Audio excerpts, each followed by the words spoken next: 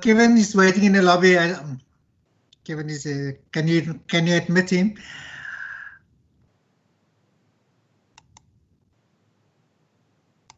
Okay. Good morning, colleagues. Morning, Chair. My name is Derek America. I'm the chairperson of this standing committee. It is our first committee meeting since the lockdown, and the purpose of this particular meeting is simply just to get an overview of the amendments to the Municipal Structures Bill. It's a Section 76 bill that needs a concurrence of the provinces and the NCOP. So we have a member of the National Department that will give us a rundown of the various aspects that is amended and where it all fits into the broader structure of making the legislation more compliant with previous court rulings. And that's basically it. So before I proceed with that, could I have an indication of the members that are present? And the rules of engagement is that I would request for members to mute their mics if they are not speaking. It will just reduce background interference. And secondly, if they do speak, is to activate the camera so that we could have a visual sort of image of the member that is speaking. But other than that, if you're not speaking, mute your mic and switch off your camera. It will simply just make things so much easier for all of us.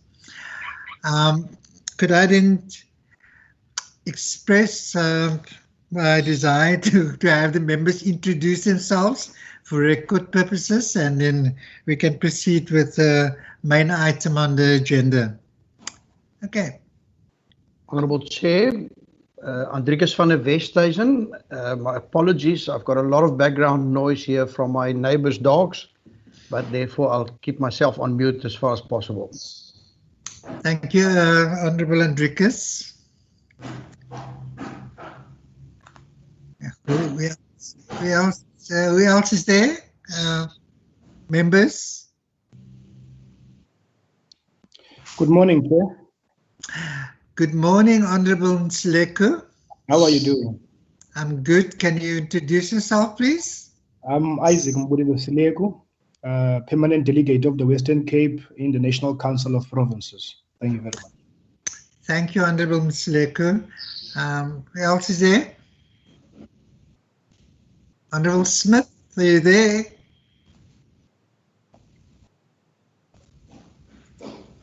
Honourable Smith? Anybody from the ANC?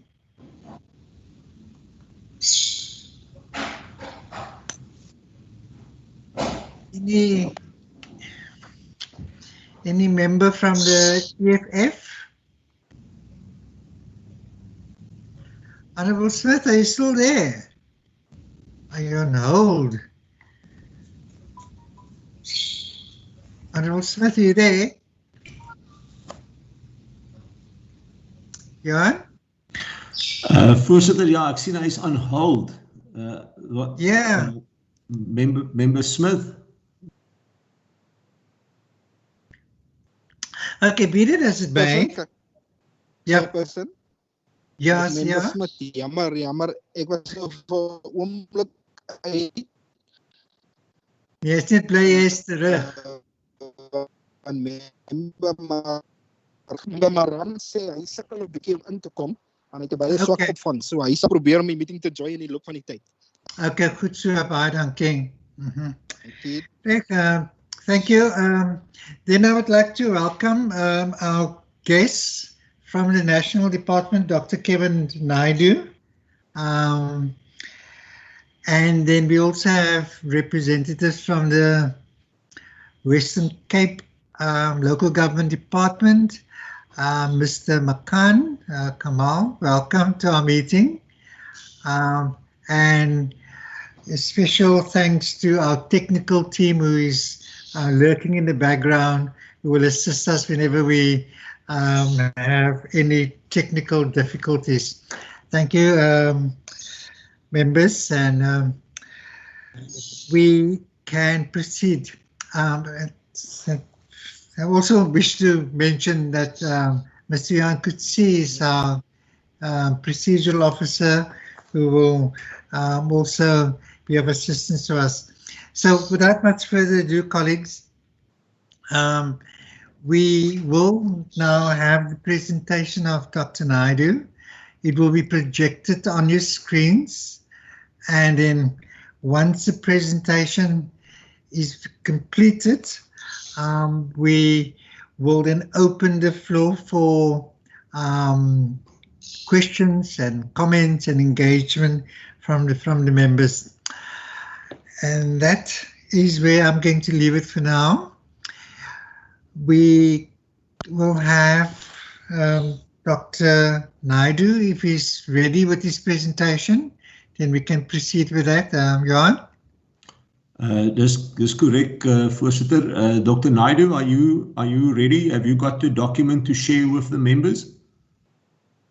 Yes, let me load it now. But before I do that, let me say good morning to members of the committee. And thank you for the opportunity. I'm joined on this side with a colleague, Mr. Sianda Nkeshli. He's been working closely with me on the bill. But we also have in the meeting chair, Mr. Granville Abrahams. He is from the IEC. And as you would have been going through the bill, you would have noted that the bill has basically two legs. One, the governance side of things, and the other being the electoral related amendments. Right. So our presentation chair is going to be a sort of a duet. I will deal with the governance matters, and then Granville will come in and talk to the matters relating to elections. Thank you, Dr. Naidu.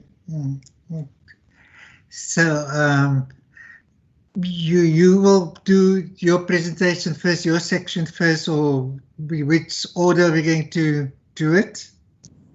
So it's going to be a one presentation, Chair, but I will hand over to Granville as I come up to his matters. All right. So if I can just say to Johan, I'm having a battle loading the presentation from my side.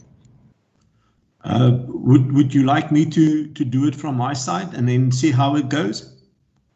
If you can, and if you can allow me to control it, it would be perfect. Because I see that I don't have rights to load it from my side. Okay, let me load it, and then if you can't control it, I will control it, and you can just indicate to me as we go along. Okay, perfect. I presume it will have to be via remote control.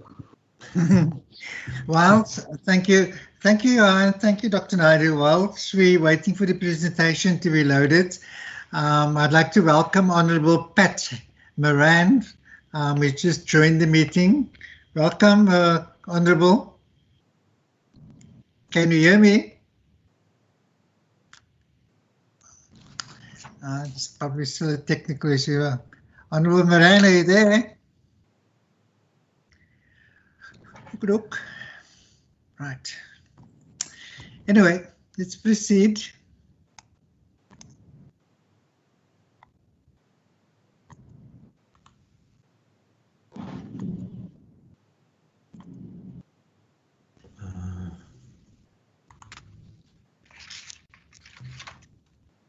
Thank you, and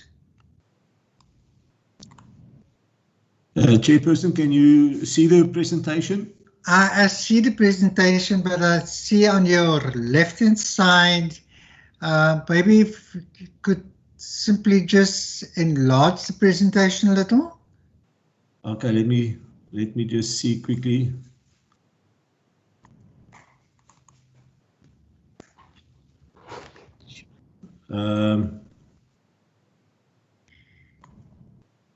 How's it now? It's not visible. Dr. Naidu, can you see it? I've lost it for a bit. Let me try and see if I can get in there.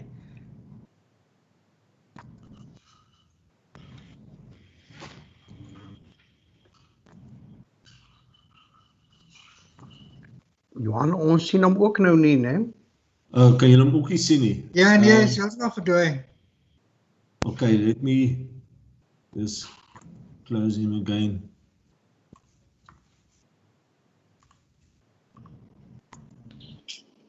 Chairperson, this is Member Smith quickly. Yes, Honourable. Chair, I just want to understand from Johan, is it the same presentation? Is it the very same one? Yes, that's correct. The very same one. Honourable Smith, I don't know, there is a sort of a disturbance on your sound if you speak.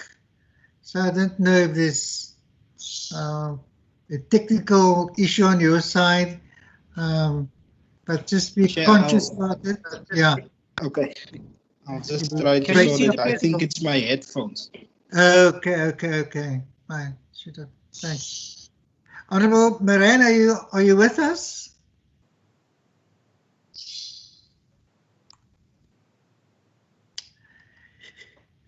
Chair, are you able to see the presentation now? No, it's not visible yet, Johan. There you go, sir. Okay, there we go. Right, perfect. Okay. All right, I can't see it.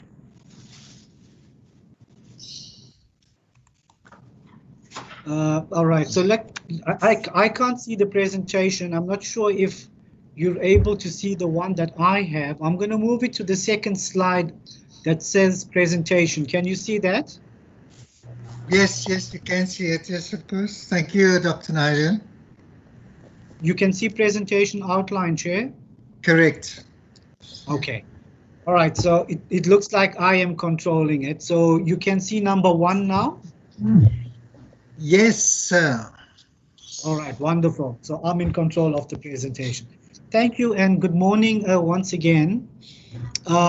So this presentation is a presentation that we've been making to the provinces that we've been at already. It's also a presentation that we made to the NCOP in February, but we've revised it a little here and there just to deal with some of the common issues that were coming out in the engagements that we've been having. So the presentation is going to have a little bit of a background. We're then going to go into a high-level overview of the amendments, right? That's very short, it's about 9 slides. But the way we've constructed the presentation, Chairperson, is that we've got a high-level overview, and then we've got a more detailed set of slides. And we've constructed it like this because in some instances, meetings had requested for a quick session, and then in some sessions they wanted a much more in-depth presentation on the bill. So I think maybe for purposes of this exercise, we would go into the more detailed presentation. Okay. Suffice to say that you know, the bill was processed by the Portfolio Committee in November and December of last year. We had gone to the NCOP in February and put together this presentation. So in essence, this bill was initiated, Chair and members, by submissions that we had received by the IEC, which were of an electoral nature, indicating the challenges that they've had around the administration and the management of local government elections. So we've given you some stats there in terms of how by-elections have been evolving since the very first term of elections. So in the first term, for that entire 5-year period, we had 60 by-elections. In the term commencing 2006, we had 54 by-elections through that entire 5-year period. And then it jumped to 741 in the third term of local government elections. So as we stand presently, as at February of this year, we've had 342 by-elections, and that number could have been much higher had the national state of disaster not be we be facing right now. So apart from the IEC proposals that we had received, we had also engaged SALGA, provinces, some municipalities, and decided to expand the provisions in the bill to deal with more oversight and governance matters, but also to promote certainty on some issues that needed that clarity. Suffice to say that what we have in the bill has been informed by various consultative processes and engagements with a series of stakeholders. So in November of last year, or 2018, sorry, we've had engagements at the Portfolio Committee and presentations made by SALGA, the Demarcation Board, the COCTAs from KZN, the Western Cape Province, Northern Cape, as well as inputs made by the Department of Justice and Constitutional Development, the IEC, and the department. We've also had written representations from the Free State COCTA and the Mpumalanga COCTA. After those engagements, the committee had published in the media requests for submissions. Suffice to say, none were received, and we continued with our deliberations in the committee early December, and in those engagements, we've made changes to 20 clauses. The bill was subsequently debated in the National Assembly on the 13th of February last year, and thereafter submitted to the NCOP for concurrence. As we had elections, the Minister of COCTA had subsequently written to Parliament and asked that the bill be revived, and the bill was subsequently revived by the NCOP on the 17th of October 2019. So this slide, Chair and members, shows you how the presentation has been constructed. So as you will see, and as we go through the presentation, if you see a slide that's got information in an area shaded that light green, it deals with electoral matters, and then I'm going to ask Mr. Abrahams to come in and speak to the issues there. Those issues that are highlighted in areas of that bluish color deals with governance matters, and then those of the orangey yellowish color are matters that are for technical nature, and we refer to it as other matters. So the slides that follow provides or deals with each of the 32 clauses in the bill. And if you look at clauses 1 and 2, it is more of a technical nature, right? And the red that you see there, impact defined, is something that was included in the bill after we had deliberations in the Portfolio Committee. So too, if you look at clause 7, determination of the number of councillors, you would see there highlighted in red, change to 10 was something that was done in the committee, and we will go more into that as we go into more detail in the subsequent slides. So I'm going to just go through this very quickly, these slides, because we're going to basically repeat it if I go through it now in the more detailed part of the presentation. So going into the detailed part, clause 1 of the bill deals with definitions, And in this part of the bill, Chair and members, we've provided for declared elected being defined, and then we also provide for the definitions of whip and impact. So why did we include this definition for declared elected? All right. We included this definition now because there was inconsistent interpretation of when councillors had assumed office. Some of them had taken it as the date of the election.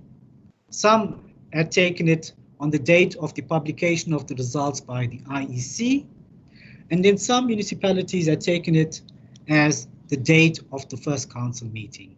So now we are saying the date that the IEC publishes its results in the Gazette is the date that councillors will be declared elected.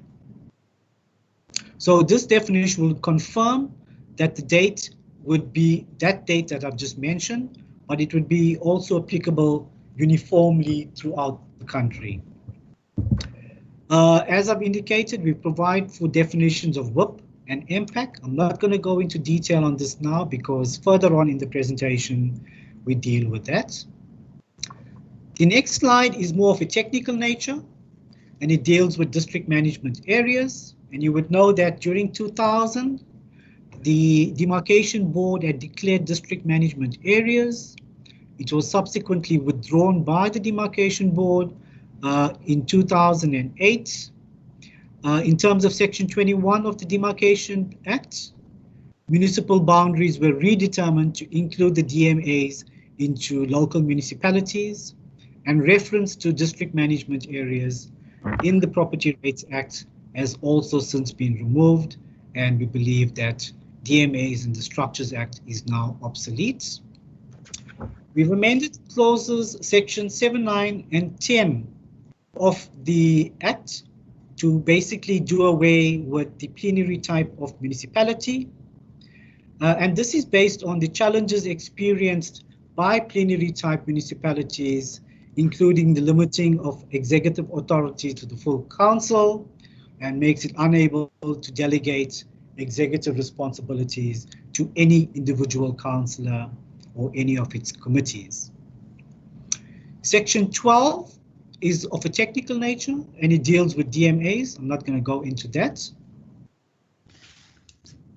The next slide deals with the amendment of Section 20 of the Structures Act, and we provide in this clause of the bill, we say that Section 20 is now being amended by prescribing a minimum of 10 councillors in a local or district municipality, and we provide another clause that says that in instances where municipalities are greater than 20,000 square kilometers, you may deviate by 20%. Now, in the country, we have 9 such municipalities that are greater than 20,000 square kilometers in size.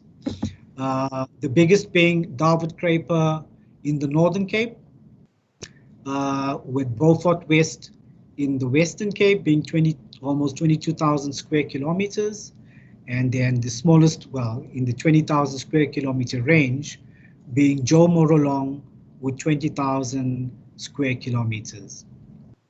Just to give you an idea, David-Kruger is so huge in that the city of Johannesburg can fit into that local municipality 27 times, and the Gauteng province can basically fit into that local municipality about 2.5 times.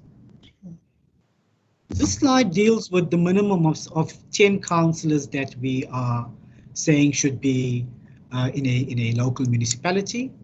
So basically these 19 municipalities, instead of having the 7, would have 10 minimum had the provisions been in place now.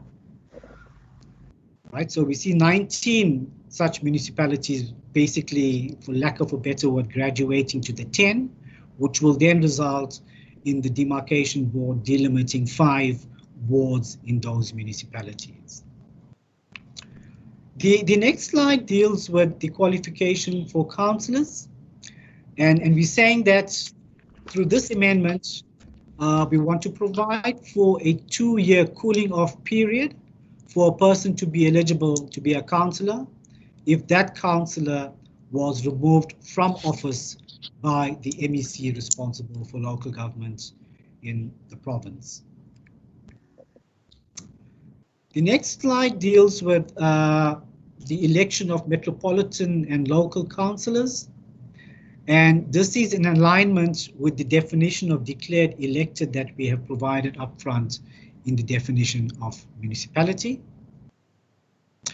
This slide deals with DMAs, and as I've indicated earlier, the removal is more of a technical nature because of the obsolescence of DMAs now. And I'm going to hand over to Mr. Granville Abrams at this point for him to take us through the clause dealing with section 25, and that being by-elections. Granville, I think I'm going to have to operate from my side, so you tell me when I should change the slide, okay? Over to you, Granville. Thank you, Dr. Naidu.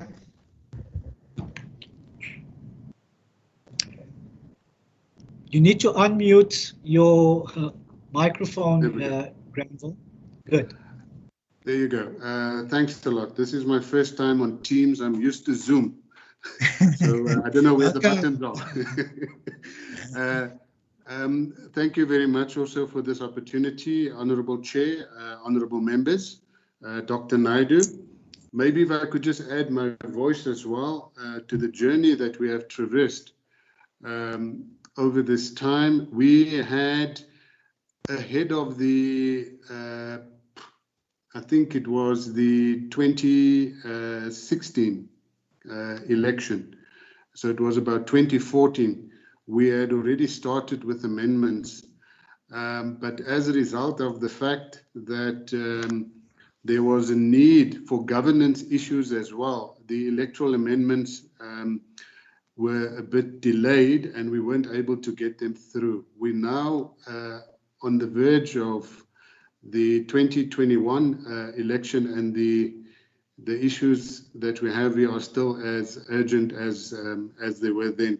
In a lot of cases, I'm going to make mention that whilst the legislation hasn't been amended as yet, we have in fact brought a lot of these things into practice, either with the understanding of municipal managers, MECs, and through their cooperation. So a lot of this has been put into practice already, and the legislation will just give legal effect to that.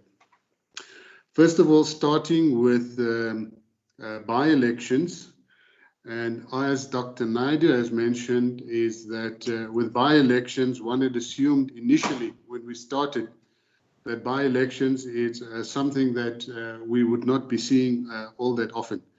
Not only are we seeing them very often, and of late, we are also dissolving councils where we have to have by-elections. We've also had a dissolution in the Northwest a few years ago of an entire district council. So the work obviously is not as minimal as initially thought, and the task associated with that, especially with regard to the recent challenges, if you could call it as such, to the voters' roll, has meant that we need to do much more work in preparation for elections. So to start off with, the legislation currently says that the municipal manager must inform the Electoral Commission, or at least must proclaim a by-election after consultation with the Electoral Commission. Now, what this means, and that has to happen within 14 days, what that means is that the Electoral Commission has 14 days or less to prepare to set the wheels in motion for an election. Thankfully, we've only had 2 cases in the 20 years since the first local government elections, the first municipal councils of 2000, we've only had 2 cases where this has happened. The one was understandably so. The very first one where we didn't know what to do. It was our first by-election, and that was in the city of Cape Town, and that one is to be understood. And a few years ago, we had a municipal manager in Oudtshoorn who also wanted to go his own way and declared a vacancy, but I think that was subsequently there was an intervention from the MEC.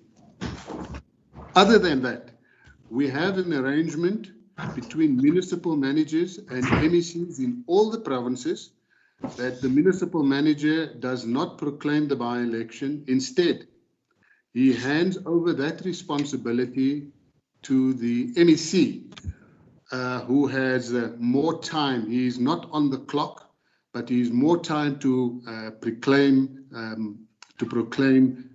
this vacancy. The MECs does so in consultation with the Electoral Commission. A little bit of a long background, but it will also speak to a lot of the other provisions. So that is what we have in current practice in place. And the First Amendment deals with just legitimizing that, whereby we now say that the municipal manager, instead of informing the IEC, must inform the MEC of a vacancy, and he must still do so within 14 days. And the MEC then calls and set a date for by-election in the Provincial Gazette, and that is in consultation with the Electoral Commission. The same applies to if you want to call it the moratorium on by-elections. There's a current provision as we get close to a general election, and it also says that the current provision is that the municipal manager may not call a by-election within, currently it says 6 months, and we are handing over those powers to the MEC, but we are also extending it to 9 months to align it to dissolve councils. So as the amendment now stands, we are calling for the MEC not to call a by-election within 9 months of a general election. And it must be proclaimed by the MEC.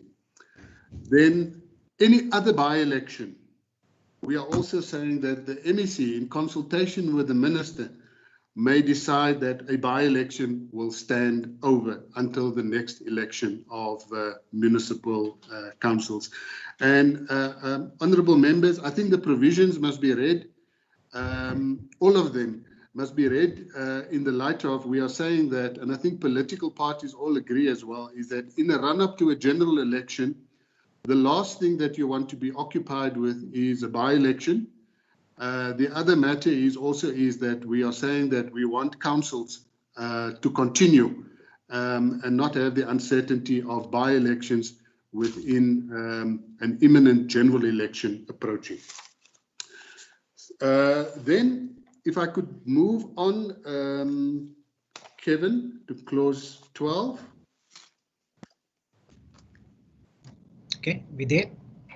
Yes.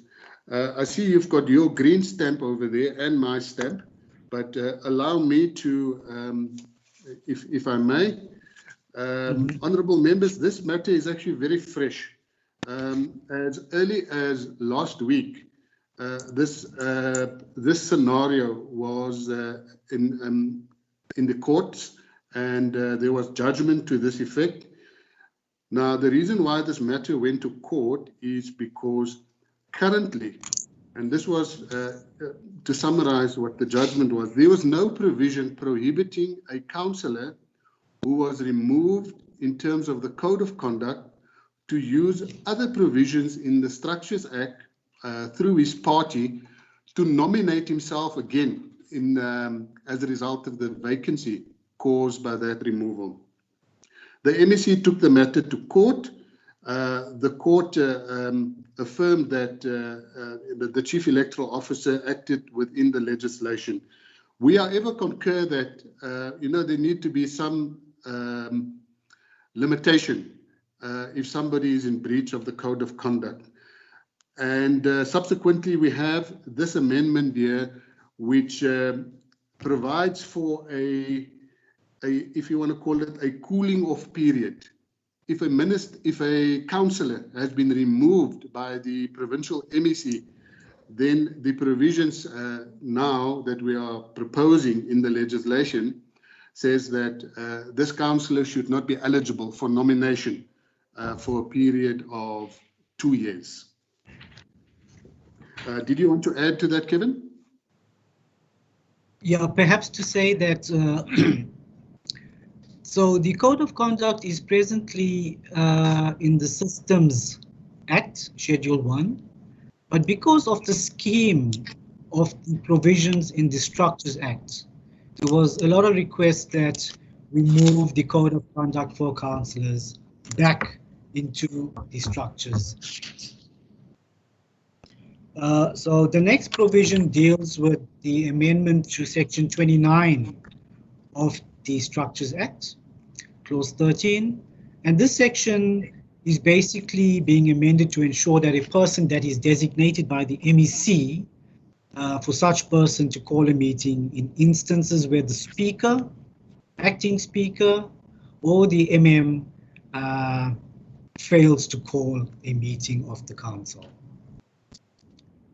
The next clause deals with providing for a new Section 29A in the Act, and this is basically a migration of notice of meetings that's presently in the Systems Act, and we're moving it into the Structures Act as a new Section 29A.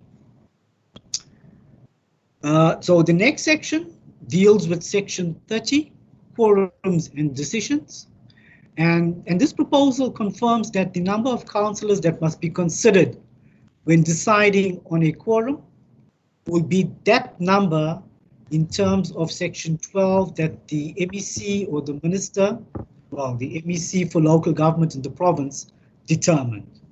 So it doesn't say that if you have 3 vacancies, you need to deduct the 3 vacancies or the number of councillors absent and then determine the quorum.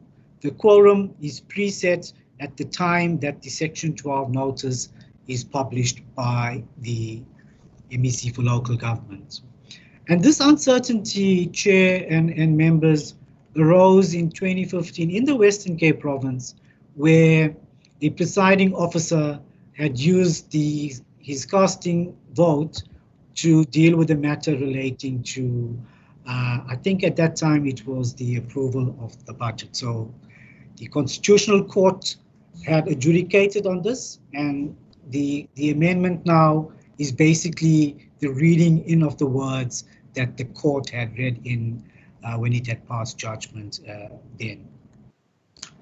The next slide deals with the election of speakers, and saying that, and this is in alignment with the doing away with the plenary type municipality, that a councillor may not hold office as speaker and mayor at the same time. The next clause deals with the functions of speakers, and we add in now these 4 provisions in the aim of trying to strengthen the role of the speaker.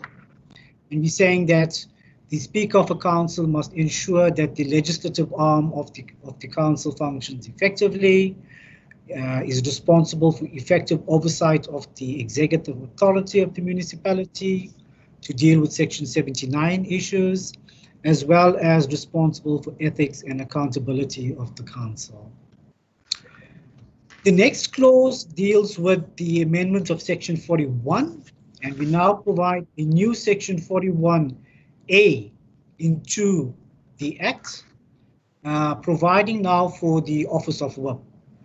I indicated earlier that I would speak a little bit about it because it is now defined up front. Some may know that presently most, if not all, municipalities have whips, but there's no departing provision in the legislation to say that a municipality should or must have a whip. So the section that we're providing for deals with, let's say, the regularization of the office of whip in municipalities.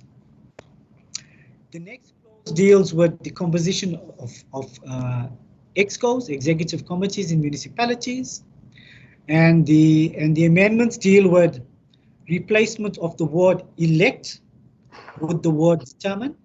So what we found was that in some municipalities, so you have an election and councillors are elected to a municipality, and when it came to composing the executive committee, there was another election taking place in council to indicate who should form part of the executive committee. So you have an election and then another election within that election. So, and that caused a lot of problems. So we're saying that if a party decides that these 3 councillors would form part of the executive committee, it should not be subjected to another election, but they would have the power to determine which councillors could be part of the executive committee.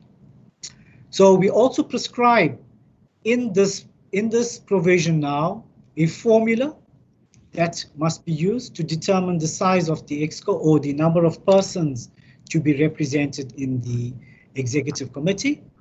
And this slide gives you a scenario as to how it works. So in municipality XYZ with 61 councillors, for example, party A that has 52 councillors, party B 3, party C 2, and then your other smaller parties that would have 4 councillors collectively. So in an instance, in option 1, you would have a quota being developed, right? And it would give you a certain permutation. In option 2, you would have a different quota being devised and a certain outcome also being given by application of that formula. So we're saying through this amendment, where municipalities would be using different formula to perhaps suit certain incidents in a municipality, we are now prescribing one formula that must be used across all municipalities when determining ExCos. So, for example, if you look at the green portion of the slide, so we don't have a quota. The formula would be the number of seats. Point of order. Thank you. I hear you, Honourable van der Westhuizen. Just hold on quickly. Dr. Naidoo, will you just pause your engagement? Honourable van der Westhuizen, what's your point of order? Thank you, Chair. Chair, the presentation in front of me is still on slide 30, and I'm getting the impression that the presenter is referring to other slides already when he speaks about the section in green, etc. Are we on the same page, literally speaking? What I have, Honourable van der Westhuizen, we on clause section 41, section 43, slide 32.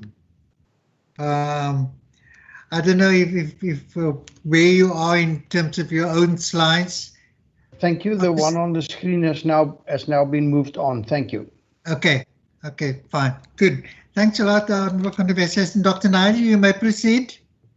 Thank you, sir. So, if you look at the green portion of that slide, so we're not prescribing in the formula now a quota, and the formula that we are saying should be used is that the number of seats in a municipality divided by the total number of councillors times the size of ExCo would give you the number of seats that would be allocated to a party in terms of representation in the executive committee. So if you go below that, you've got party A has got 9 seats, party B has got 1 seat, and it doesn't say that, it doesn't restrict the party from perhaps party A, for example, from engaging with other parties to get a councillor from another party to form part of the ExCo, because it is being determined by Party A. So the next slide basically expounds on what I've just said. Clause 20 deals with the functions and powers of executive committee, and we've noticed that the practice is, in some instances, is that ExCos and executive mayors stifle reports of oversight committees, as they say that they must go to them first so that they can deal with the matters, and that they only need to take it to council if they deem it necessary. And the question put is, so who will forward a report implicating themselves? So if an executive mayor is implicated and if he receives a report, will such executive mayor forward it to the council? This clause is intended to address that challenge. The next deals with functions and powers of executive mayors. And experience has shown that reports from various committees are submitted directly to the executive mayor. The amendment will clarify that the executive mayor is entitled to only receive reports from Section 70, from Section 80 committee. So there needs to be some kind of funnel approach where reports are submitted to Section 80 committees for processing. The next clause deals with the amendment relating to the establishment of ward committees. So presently, there's no time frame for the establishment of ward committees in local and metropolitan municipalities. The proposed amendment will now require that all municipalities must establish ward committees within 120 days after a general election of all municipalities, unless, of course, there's extenuating circumstances that do not allow it, such as we've seen in the past, some political parties after an election going to court to stay elections. The next slide deals with clause 23 of the bill, and it's an amendment to section 79 of the Act.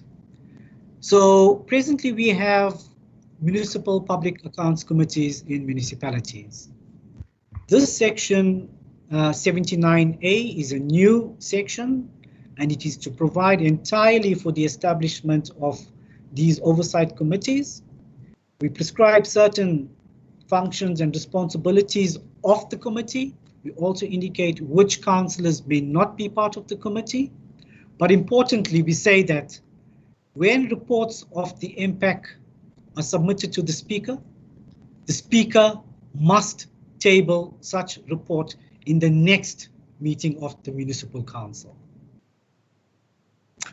This amendment deals with traditional leaders, and with the advent of the enactment of the Traditional and Khoisan Leadership Act, this amendment is no longer required, but the DTA has already indicated this to the NCOP, and they've already prepared a submission to deal with this matter. The next slide deals with district management areas again, and it's more of a technical nature. Clause 26 deals with the reference made to the plenary type of municipalities.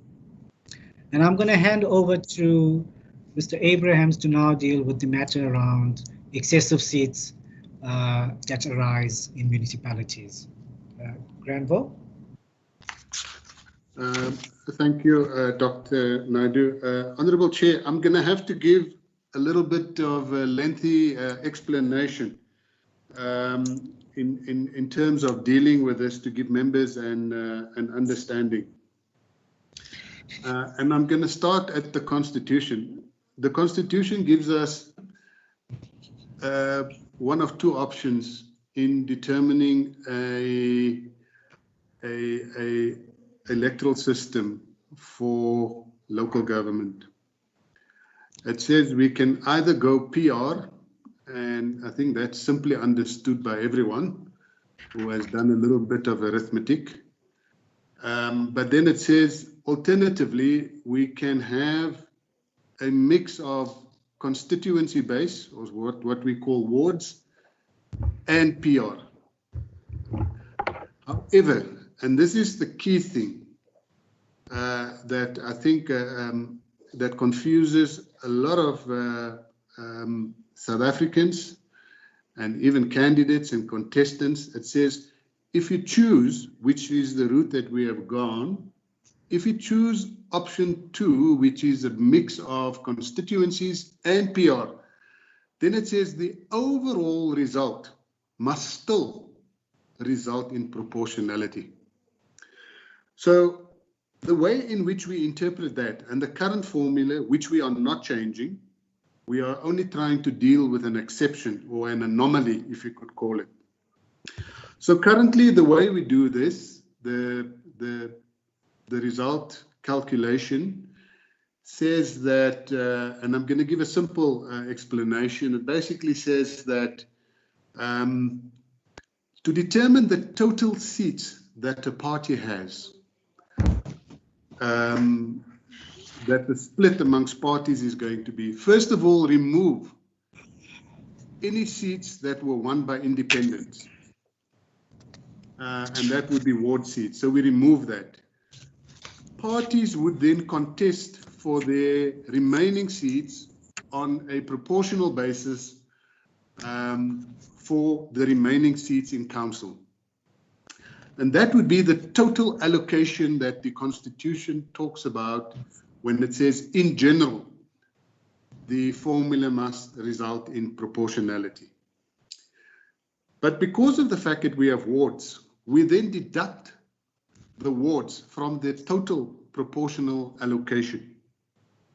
The remaining seats, those are what we call PR councillors. And that is what makes up the blend or the mix between your constituency, your wards, and your PR councillors. Now, there's an anomaly. And so far, I think we've only had about four cases. Since for the last 20 years, we've had 4 cases where a party ends up winning more ward seats than what it is entitled to in terms of overall proportionality. So let me explain this by way of an example. If a party, in terms of the overall proportional calculation, was entitled to 5 seats, however, it won 6 wards, then now it already has more seats proportionally than what it is entitled to. So in effect, it gives, if the result is that a party will have what we call an excessive seat. Now, why does this happen? Because of the fact that you have 2 ballots, and in determining the result, we add both ballots to get total valid votes. It is an anomaly in these cases that you find that a voter will vote on the ward ballot for a particular party, and on the second ballot, the PR ballot, will vote for a different party or candidate. If voters voted for the same party on both ballots, we would not have this anomaly. But because of the fact we have this, end up with this anomaly, the legislation further determines that a winner of a ward is the person who has the most votes. So there is no way that we can take a ward seat away from a party. Here we now come to the amendment. What the amendment does is that in the same way that we remove the seats won by an independent candidate in allocating the proportional seat allocation to parties, we then also say that in a case like this, after having done the calculation, we remove the seats, all of the seats won by that party then gets those seats, but the remaining parties will now contest for whatever seats remain. That is in simple terms. When we look at it mathematically, it's formulas and those things, but in terms of the narrative, that is the description. Now, this is another one of those practices, as I've said, that we have already put in place, notwithstanding the fact that we don't have the legislation to support us. Most recently, it happened in Metsi Maholo in Sasolburg, where that council was dissolved. And when we had the election, a party ended up with more ward seats than what it would have been entitled to proportionally. The matter was tested and challenged, and we looked at all avenues by a party who, if you want to call it, lost out or was aggrieved, but there was no solution within the legislation other than that one.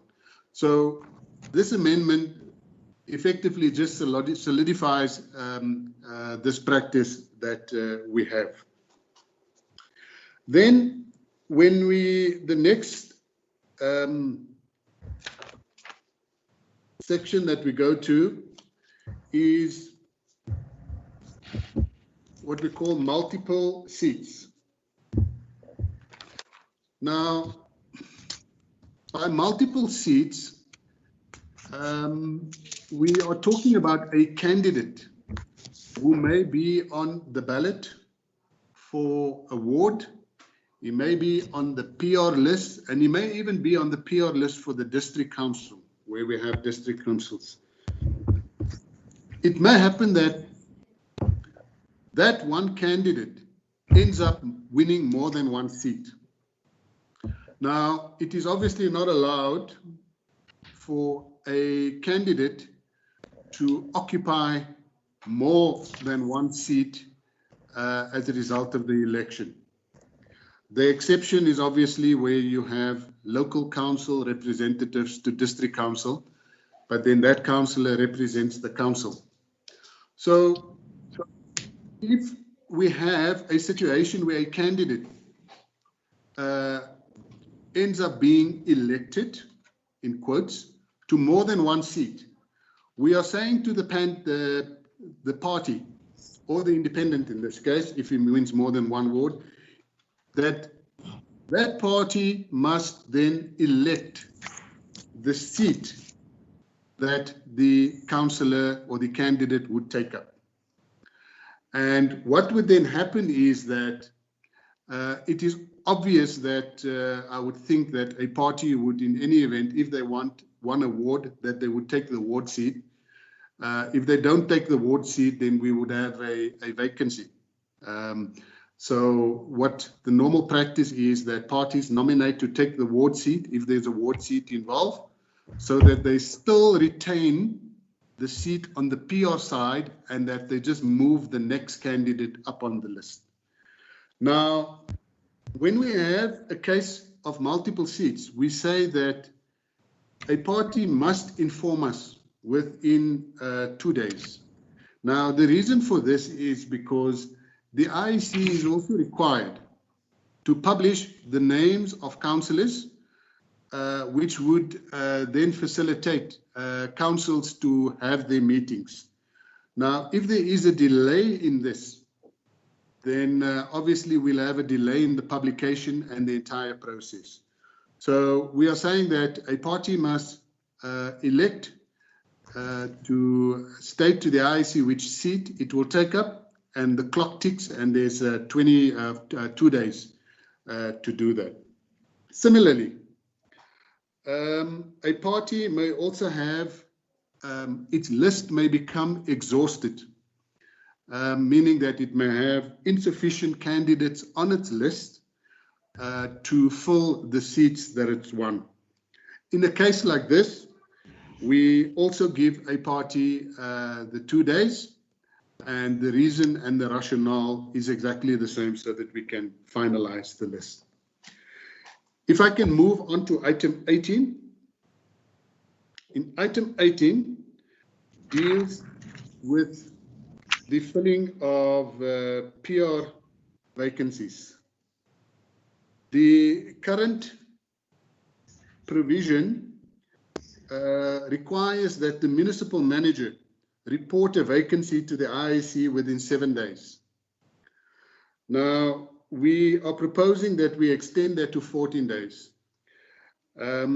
Specifically, if I can just give you an example, in the case of a councillor vacancy occurring as a result of the councillor having been deceased, it is not humane to run around to the family and to demand a death certificate because we now want to fill a vacancy, which is an administrative matter. So that is one of the reasons. We also find that with the 7 days is quite tight. There may be other administrative matters to deal with as well. So that is being increased to 14 days. Now, if you have a situation where the municipal manager does not inform the IEC, I must say that when it comes to PR vacancies and the reference to the municipal manager, it's not in the same vein that we spoke about ward by-elections, where there's a proclamation that needs to be done. Here, there's no proclamation, it's just a notification. Now, we've had cases in the past where municipal managers, for whatever reason, whether it be council dynamics, does not inform the IEC of a vacancy and withholds that information.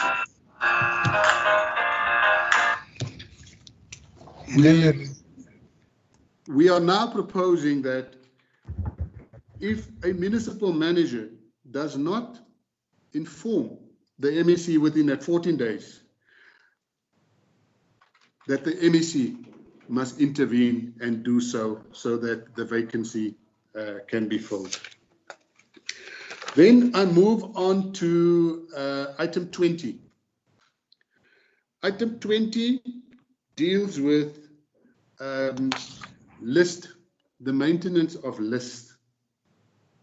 The current provision, and we've had some, if I want to call it conflict, but when I say conflict, I'm talking about conflict between the Structures Act provision, this item 20, and then the election timetable dealing with candidate nomination. On our election timetable, one of the key activities that we have to deal with is the process of candidate nomination.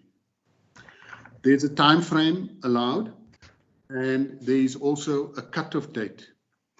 And the reason for the cutoff date is because the Chief Electoral Officer is also required to certify that list so that it can be made known to the electorate, so that this can inform their decisions as part of voter education and extending their access to this information in terms of strengthening democracy.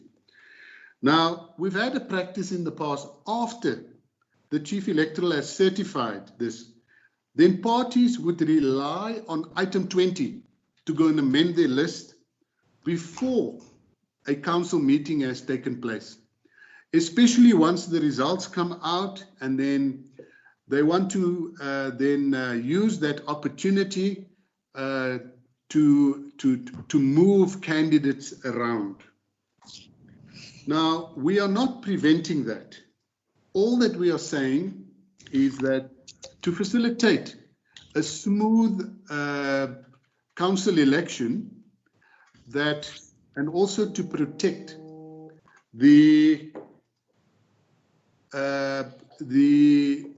list of candidates certified, and also not to confuse or mislead the voters, that this section 20 only kicks in after the results of the election has been declared, only after such time,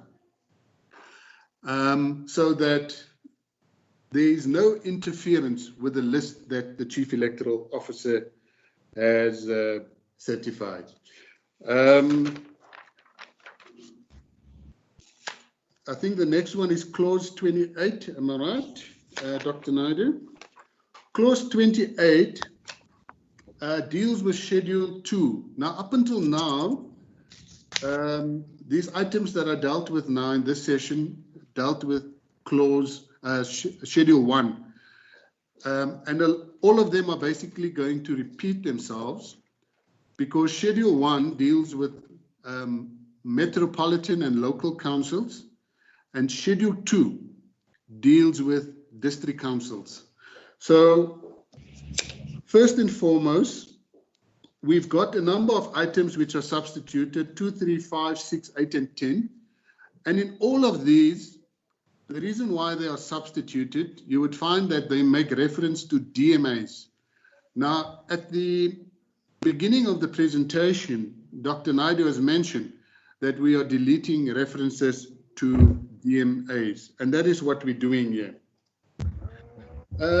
In addition, we are also repeating the provisions that are dealt with in Schedule 1. That is the one dealing with multiple seats. If a candidate has multiple seats, then they must inform us within 2 days, as well as also having to the supplementation of lists. The same would apply to this case as well. With regard to the final one that I'm busy with here, clause 28. It is just a heading change. And the heading change here, currently it just says filling a vacancy. And the clarification here is that we're saying just that it is in respect of district councils to differentiate it from the list. Yeah. Dr. Naidu, I think I've come to the end. And thank you. I hand over to you. Sure. Thank you so much. Chair and members, the next clause deals with the inclusion of a definition of whip as an office bearer in Schedule 3. I think it was the Western Cape province that said that we should include a definition for whip, but I think the intention was to have it up front, but we thought it was a cleaner kind of a fit if we included it under Schedule 3. The next clause deals with the Code of Conduct for Councillors, and I alluded to it earlier to say that because of the scheme of the provisions in the Structures Act, we felt that it's a better fit that the Code of Conduct, instead of being in the Systems Act, be migrated into the Structures Act. The next clause deals with the repeal of laws. Section 19 and Schedule 1 of the Systems Act is repealed. Section 19 being the notice of meetings, and Schedule 1 the Code of Conduct. And then we will call this the Local Government Municipal Structures Amendment Act. Chair and members, that's our presentation. Thank you very much. Thank you, Dr. Naidu, and thank you, Mr. Abrams, for the presentation. I hope our members were able to follow the presentation meticulously. What I would suggest now, colleagues, is that before I enable members to pose questions or to make whatever remarks they would like to make, is that we take a 5-minute break just to stand up and stretch the legs, and then we reconvene within 5 minutes at that is 11:15, and then we will pose the necessary questions to Dr. Naidu and Mr. Abrams. I would urge members not to leave the meeting, just to mute their mics and disable their camera, and then we will reconvene in 5 minutes' time. Is that in order, colleagues? Good, thank you. 5 minutes. Thank you, Chair.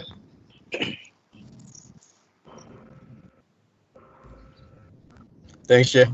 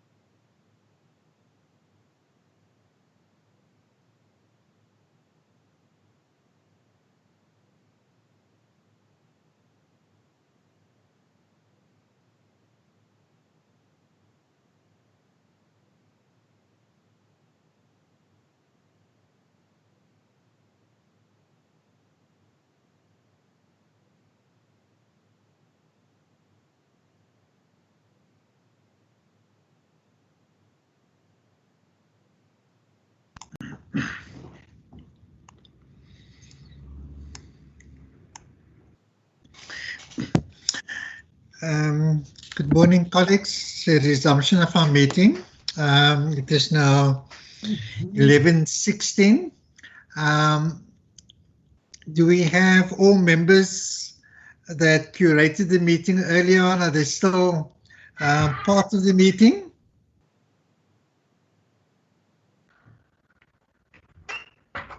Can I have an indication whether we're all here? Honourable Murray. I'm here. Morning, sir. Morning, Okay, Chair. I'm here. I'm still here, fine, Chair. thank you. Thank you. So we are still curated. So we will proceed. I would like to once again thank Dr. Naidu and Mr. Abrams for the presentation. And as I've indicated at the start of the meeting, when I welcomed all present, that we also have a representative from the Provincial Department in the form of Mr. Callan, if I'm correct. It is, so before I open the floor for further questions, I would like to ask Mr. Callan if he has any Makan, sorry, Kamal, Mr. Makan, I'm very sorry for pronouncing your surname incorrectly. Whether Mr. Makan has any remarks you'd like to make or any sort of comments you'd like to make with regard to the not the presentation as such, but the content thereof. Thank you. Mr. Kalana, are you with me? Thank you, Chair. Thank you, Chair, and good morning, honourable members, and also to my colleagues from the IEC as well as the National Department.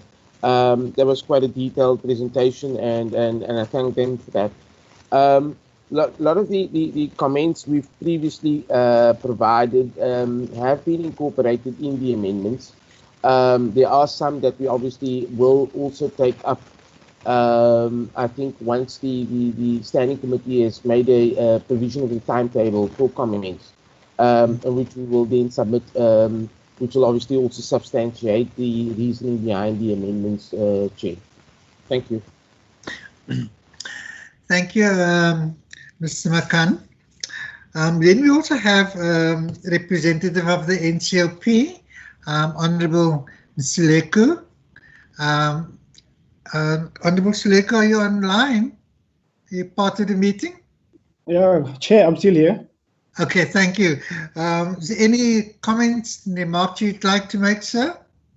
No, Chair, basically one concern that was raised during the briefing, it was when it will, on the municipal public accounts, MPACs, it is very prescriptive and who should actually form part of the MPACs and who should not form part.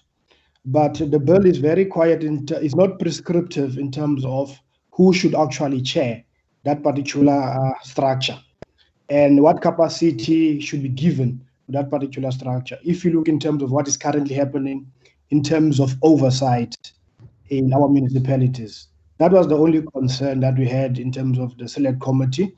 And also what was also important was we were very vocal in terms of how we should actually engage in public participation with this bill. But unfortunately now we've got COVID-19, so it won't be business as usual. So what we need to look at is to just make sure, how are we going to make sure that there is maximum input or comments in this particular bill, now that we are no longer going to be having engagement with the public. That's all from my side, Chair. Thank you very much.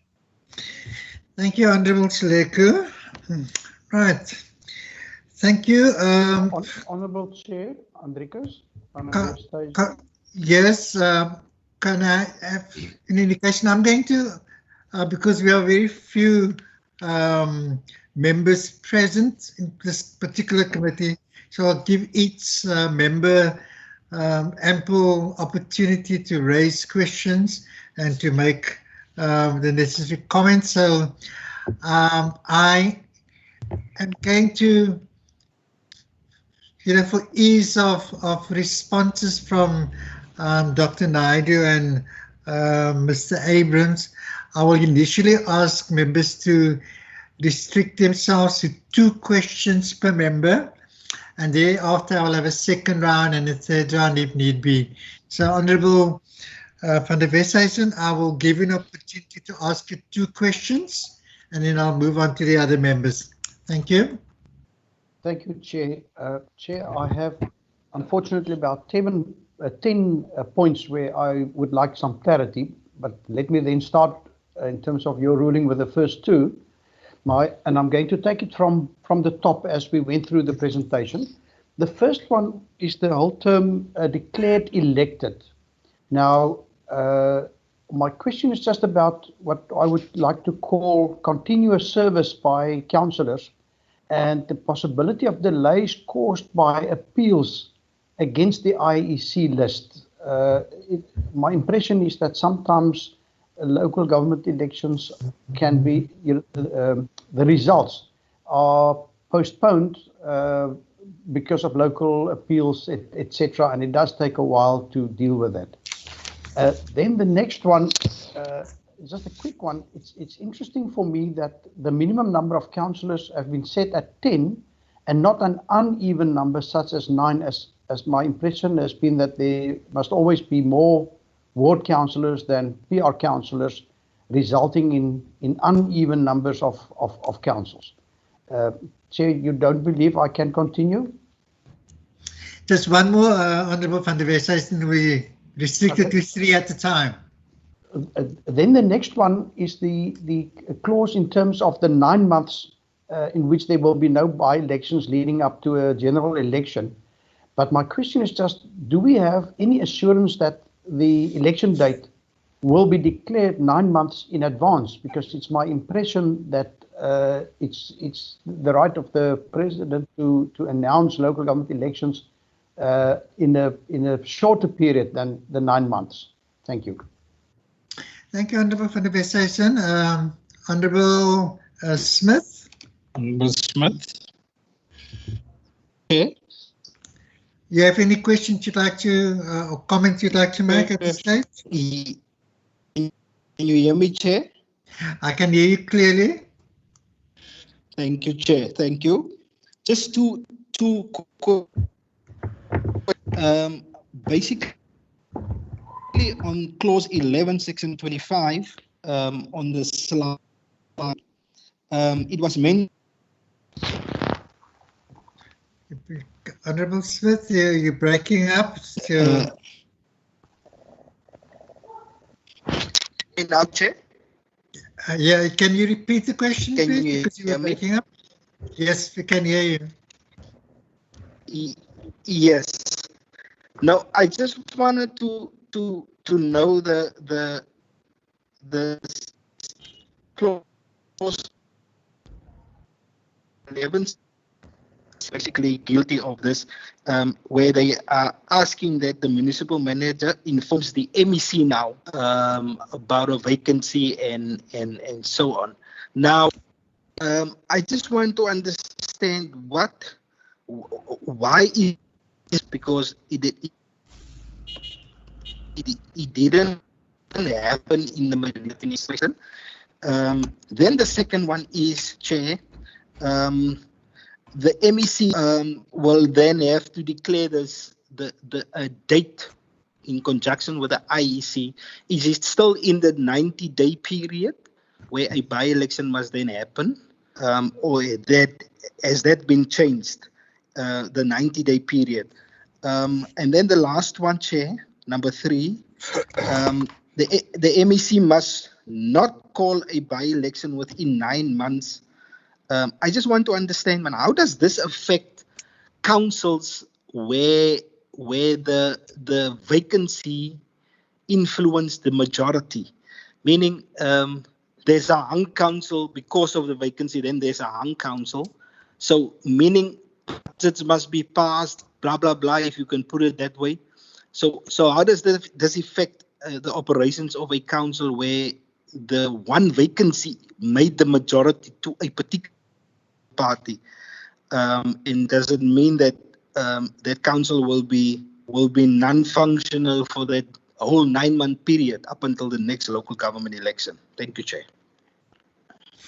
Thank you, Honourable Smith. Honourable Moran.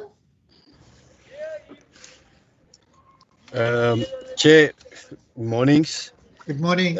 Mornings to all other members and also officials present in that meeting. Chair, thanks. It's not that I disagree with the amendments, Chair, but I also need some clarity on some of the issues. One of those was exactly the one question that's been asked in terms of the 9 months and where you have an uneven number of councillors, like in 13, and then if there a vacancy is declared and then it's 1266, how then are you going to move forward in terms of a hung council? Chair, the other one is when it comes to, and I just want clarity, the issue of the 2-year cool-off period. For instance, next year is local government elections. So we are less than a year away from local government elections. And I'm not sure how long this particular process will unfold until you get to the final approval of the sections being amended. If a councillor gets fired now and the act comes into act, for instance, a month before the local government elections, will it apply? That's the one. Will the 2 years then apply, cool-off period? That's the one. The second one, Chair, is the quorum of council. Now, when I was a councillor, and I was a councillor for the last 13 years, there was some, Chair, uncertainty how to proceed when you approve when it comes to bylaws, the IDP, and the budget. All right, and I'm clear that for those issues, there's a couple of issues that needs a majority of council present. If there's 40 councillors, it needs to be 21 present. Then it means the casting vote of the speaker don't apply. When it comes to normal issues, it's the majority of those present. And my understanding is only then the casting vote of a speaker counts. In many cases, there was cases where, for instance, the approval of a budget, and when there is a equal number of votes, then the speaker uses casting vote, which to my understanding is illegal. I just want to understand, Chair, if there's the same understanding in terms of that particular part. Chair, let me stick with that. You have said there will be a second and maybe a third round. Thanks. Good. Thank you, Honourable Moran. Dr. Naidu, I will let you decide who, between the two of you, you and Mr. Abrams, will respond to the questions posed by the members. So over to you, Dr. Naidu. Thank you very much, Chair. I've counted, I think there's 3 issues that require the department to elaborate on. The first being the 10, and why not an uneven number of perhaps 9 or 11. The next was the uncertainty on the 2 years cooling off period and the implementation thereof. And then the last was on quorum. So on the first one, on the minimum of 10. So I know in some municipalities or provinces, there's a position that's taken that says that let the MEC for local government in the province determine a odd number for the number of councillors. And one of the reasons underpinning this approach is that it perhaps assists for doing away with a situation where you would have an even number of councillors. If there's two parties contesting and they win an equal number, you're going to have a deadlock that is going to be present in that municipality.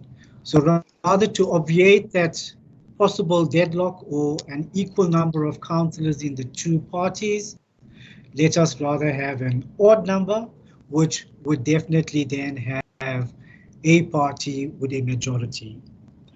Now, the minimum of 10 that was set so that we have at least 5 wards in a municipality, right? So the issue around deepening democracy, having a ward participatory system in municipalities was the underpinning pillar in terms of what determined the 10.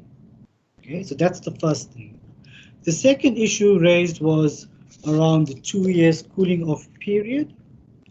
And for me, I think that the 2-year period would start at the commencement or when the act becomes promulgated as law.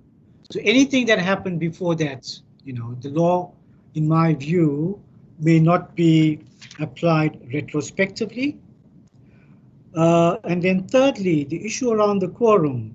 So the quorum, we now say that because of different implementations of the quorums by municipalities across the country, some would take the number of persons present in a meeting, some would take the number that has been determined by the MEC for local government in the Section 12 notice.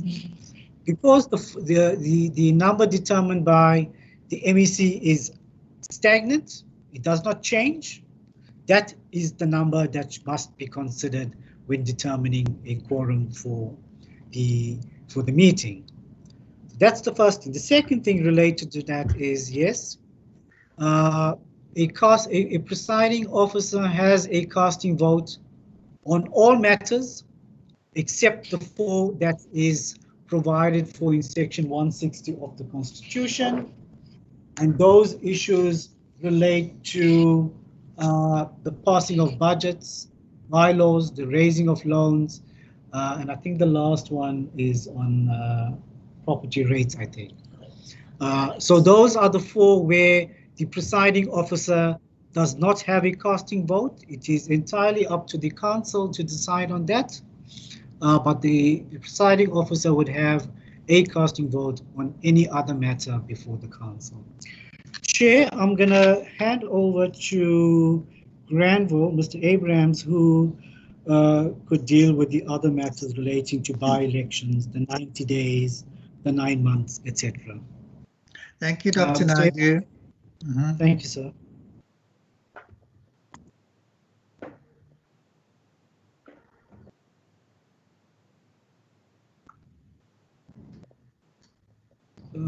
Mr. Abrahams? Mr. Abrahams, are you with us? Now. Okay, good. Now. Thank you, sir. I'm touching my screen, but my buttons are not responding. Okay. On the question of declared elected and how this would impact if there are challenges, I think the challenges to elections will be either individual or limited to councils or to parties, etc. Under normal circumstances is that even if there is a challenge at this date, will still be backdated if this matters would still have to be resolved. I also want to add that in a local government election, we are dealing with more than close to 5,000 different types of elections, and where one election is a challenge or question, that the other 4,000 and odd should not suffer as a result of that. But if there are delays, whatever the outcome of such a challenge is, that such an appointment or this term declared elected would be backdated to whatever the definition currently says. With regard to the 9 months, what happens? I think one need to look at we're saying when a vacancy occurs. So if a vacancy occurs, say today, the earliest that we'd be able to have an election would only be in 90 days. The legislation says we need to have that within 90 days. And as matters stands, we are using the full 90 days. By the end of that 90 days, then we'll only have 6 months left in any event, which is what the current provision says. I may not be answering the question in terms of how you're going to be dealing with the deadlock, but my answer basically just points to the fact that that term is actually not 9 months. It would basically amount to about 6 months or even less. The municipal manager informing the MEC, first and foremost, the 90 days remain. The vacancy must still be filled within 90 days. The rationale behind having the municipal manager informing the MEC is that this is the current practice, because once an election is proclaimed, then the voters' roll closes and the election machinery is obviously put into place. Now, we cannot have a situation where you have to negotiate or consult with, worst case scenario, 220 odd municipal managers. And we've had challenges in the past, but the practice that we currently have, that's been accepted by all, whereby the municipal manager does not proclaim, but then passes that on to the MEC. So what that allows is that for the IEC, the Electoral Commission, as required by law, then deals with only 9 MECs instead of a multitude of municipal managers. Then with regard to the 2-year period, Dr. Naidu answered that. I can only concur what he has mentioned, that the cooling off period can only come into effect once the legislation has been passed, not anything relating to matters that occurred before that. Thanks, Jay. Okay, thank you, Mr. Abrams. Thank you, Dr. Naidu.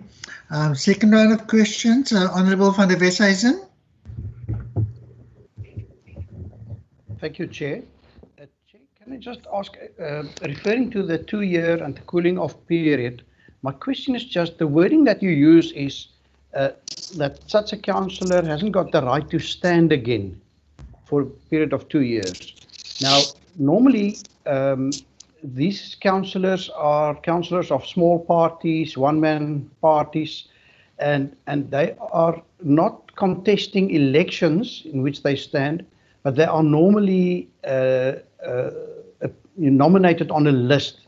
And I'm just wondering whether the words "to stand again" where as against being nominated on a list, if stand again isn't too limiting in this regard. Then something else which I found very interesting is the term acting speaker. My impression is that a council has either got a speaker that's elected, and if the speaker is not there, then that meeting will elect somebody to chair that meeting. So if you could just ask where I've missed this whole issue of an acting speaker being able.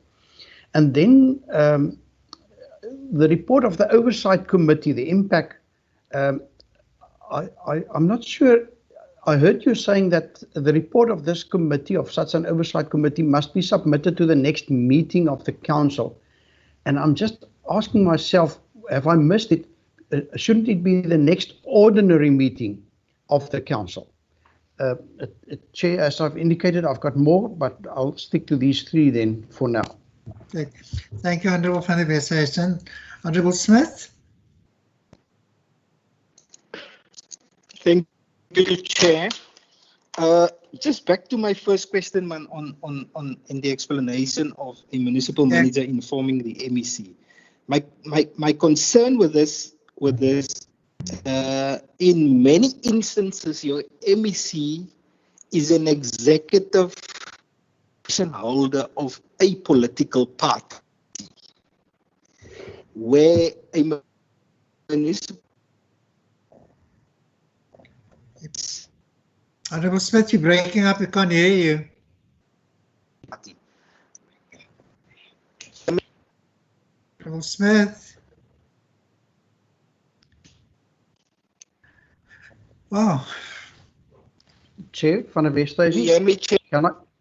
can I propose that he perhaps type his question in the chat bar for you, because it's really impossible. It seems his connection must be quite bad.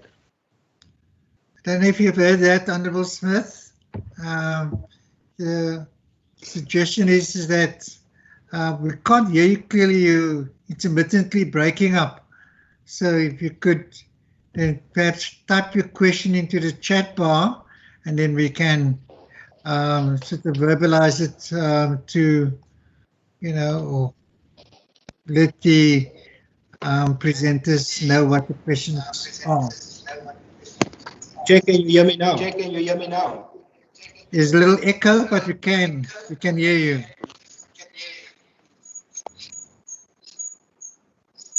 Thank you, Chair. Thank you. Chairperson, I hear you. Yeah. Just back to my first question again quickly.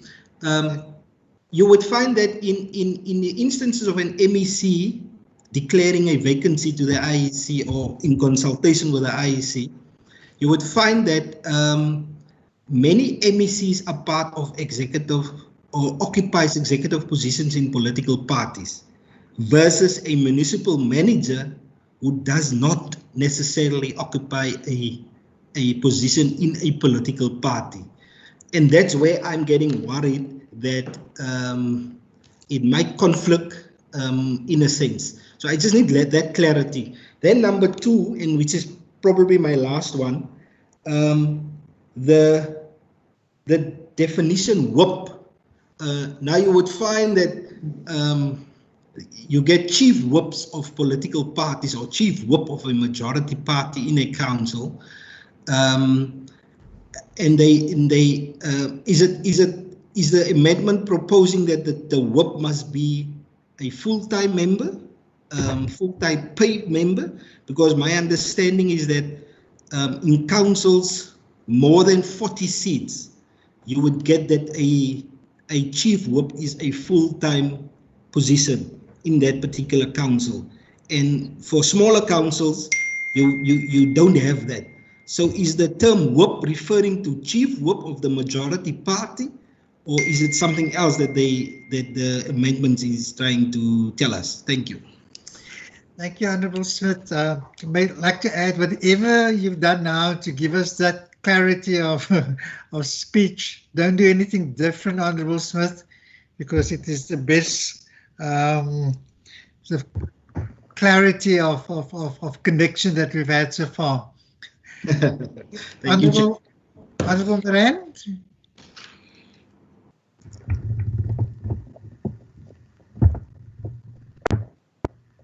Honourable Moran, are you there? Chair, yes, I'm here. Okay, you have any questions you'd like to pose? Yes, one more question, Chair.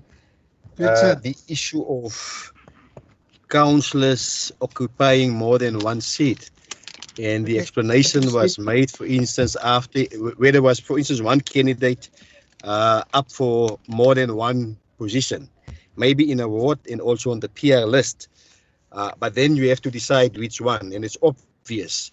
A party will decide to take up the ward and put in someone new on the PR list. But you'll find in many cases, Chair, even in the last local government elections, where one candidate have contested more than one ward. Let's leave the PR side, more than one ward. If a candidate won more than one ward, the same may be apply where the party,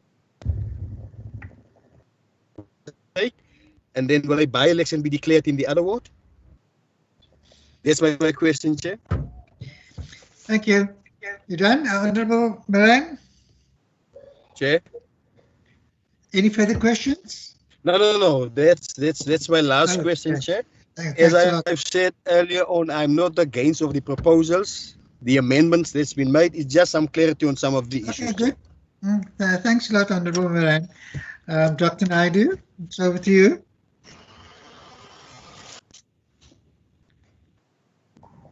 Thank you, Chair.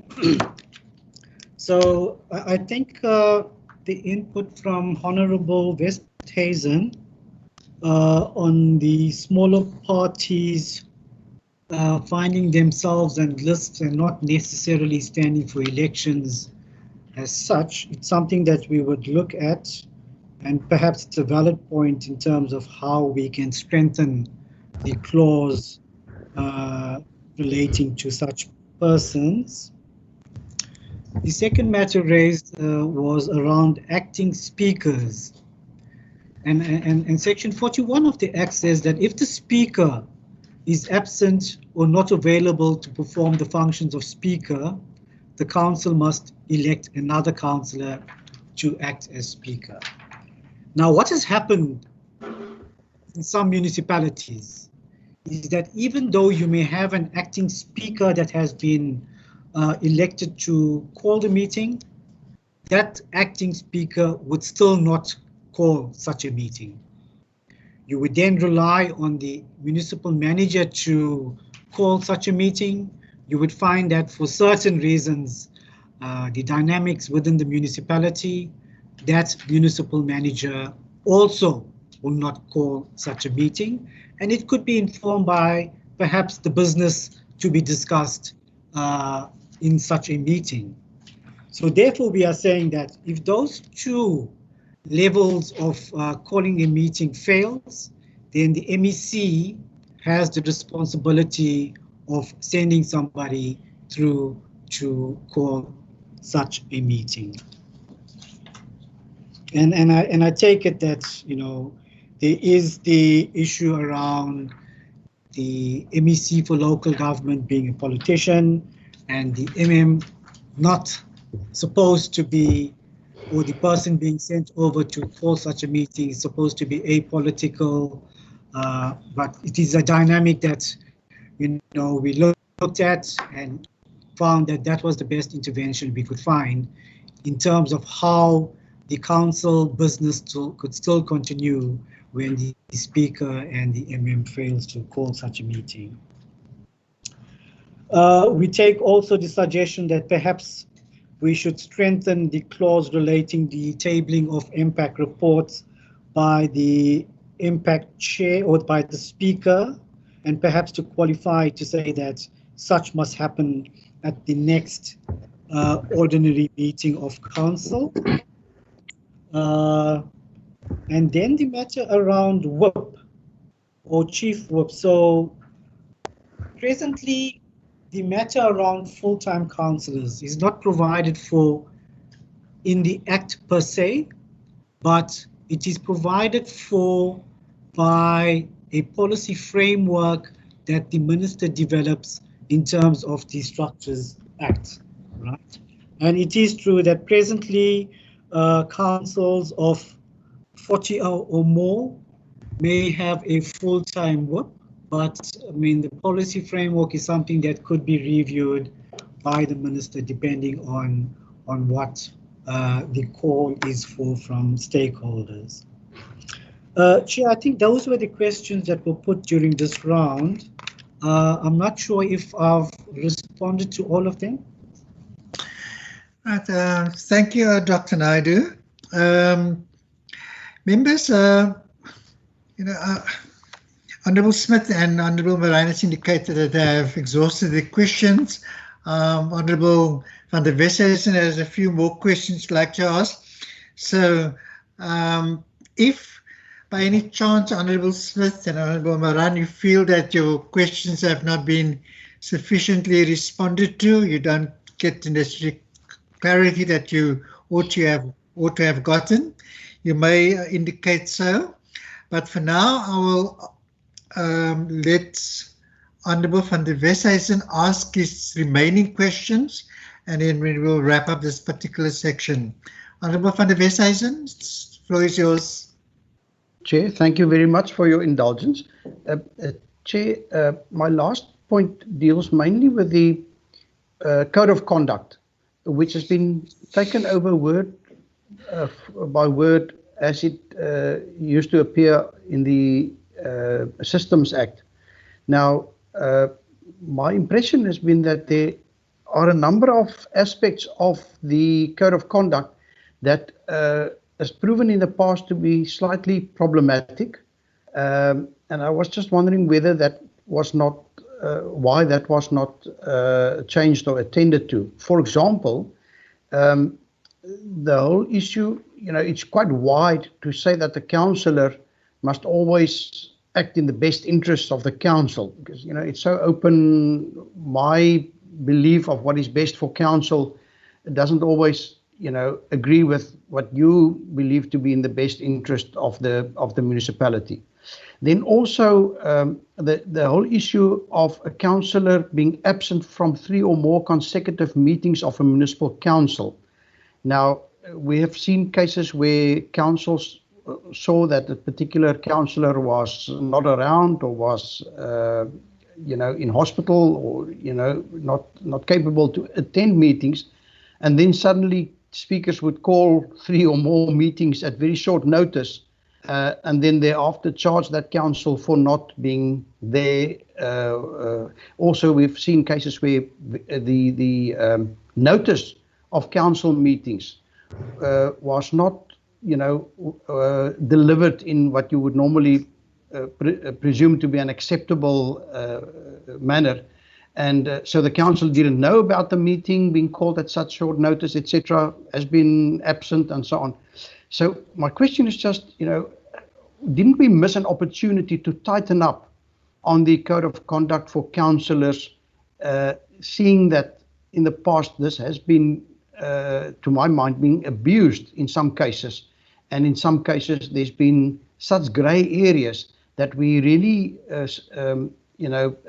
put a lot of pressure eventually on the MECs, who must then determine whether fair and due process has been followed, etc. Whereas I think by tightening up on the the words in the coding, we could give greater clarity and also guidance as to what councillors should do in terms of this code. Thank you. I would love to hear the response. Thank you.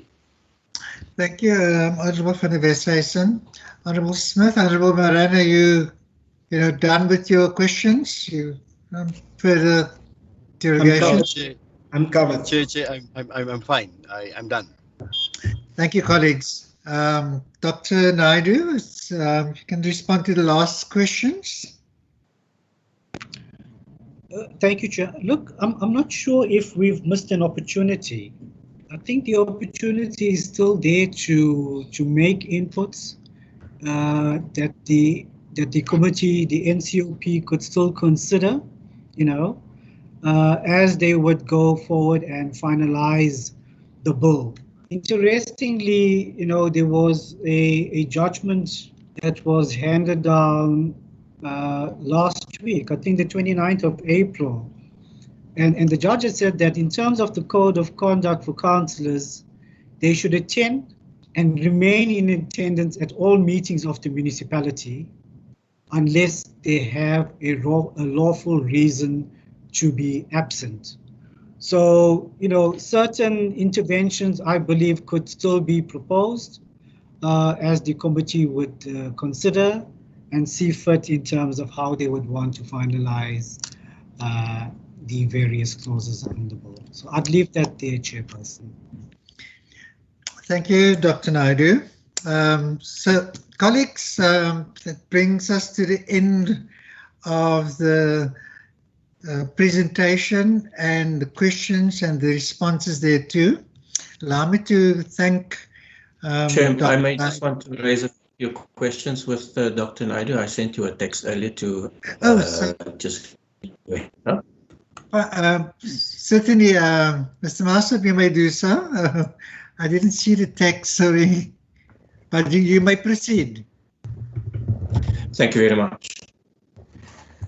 Most of the questions I have pertain to the Code of Conduct, but also I followed the slides that Dr. Naidu has presented to us and provided earlier. I would, however, be more interested in the actual bill. I'm not sure if the Chair, the connection is poor. Mr. Master, you are breaking up a little. Can you just move your machine a little differently? Mr. Master, are you still there? Can you just start again, because along the way you've broken up? I was saying that earlier Dr. Naidu gave us a presentation using his slides. The same of them, because I'd like to make reference to itself. So, Chair, can I think the member is asking for the slides in a PowerPoint presentation format and not in the PDF format. Am I correct? No. I'm referring to the actual bill.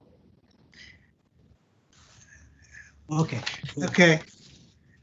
I suppose that Mr. Master, that wouldn't be a problem. I suppose the bill, as it is, can be made available to Johan. You there?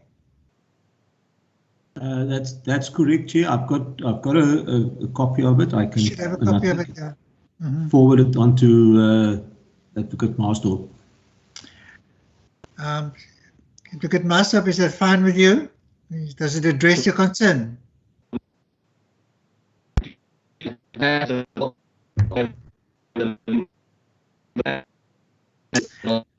Reference to the bill.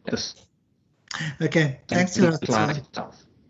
Okay, I haven't heard much of what you were saying because you were not very audible, but nonetheless, Johan can deal with whatever queries you may have. Thank you, colleagues. Dr. Naidu, Mr. Abrams, thanks a lot for your presence and your indulgence and the exhaustive presentation and the responses to the questions you have provided us with. We are tasked with, following up on the particular process with regard to these bills. And we as the standing committee, we will do so in terms of the parameters and the time frames that are at our disposal. No definite timetable has been submitted to us yet in terms of when our submissions need to be made, but we will be mindful of the urgency of this bill to be dealt with, and our permanent rep to the NCOP will guide us accordingly. What we're going to do now,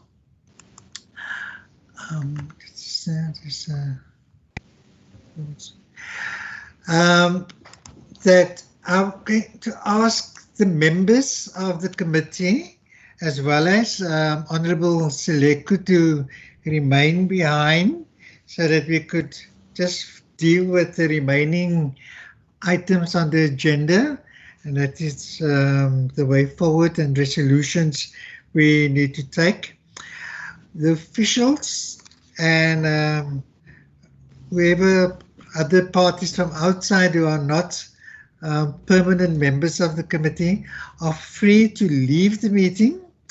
But before that, before they do so, allow me to thank not only Dr. Naidu and Mr. Abrams, but also the officials from the Western Cape Department of Local Government who also presented themselves here today. Thank them for the presence, and we will do what is necessary, taking into account all the concerns raised by members and the responses thereto. And I'm sure we will do what is in the best interest of our committee and the members that we represent. Thank Thank you, ladies and gentlemen. You are free to leave, but I would like to urge the permanent members to remain behind so that we could deal with the administrative and other issues of this particular committee. 2 minutes and then we will proceed. Thank you, ladies and gentlemen.